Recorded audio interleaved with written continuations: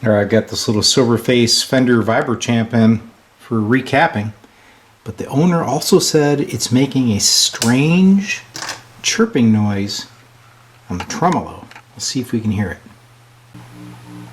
There it is.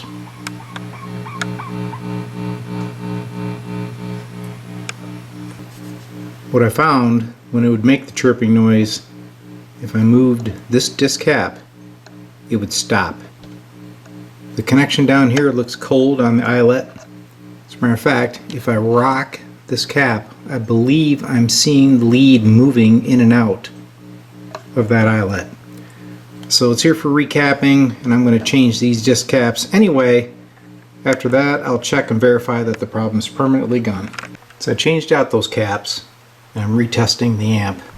It's on. Take a listen.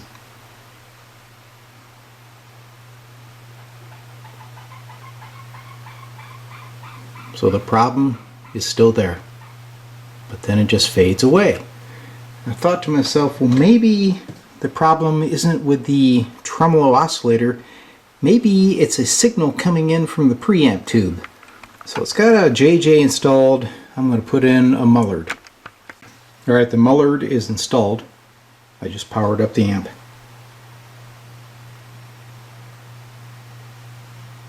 There's full volume.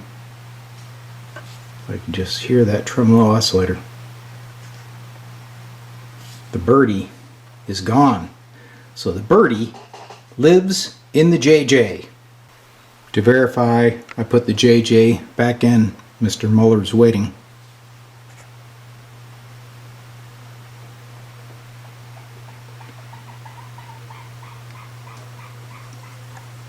Yep, JJ's out, Mullard's in.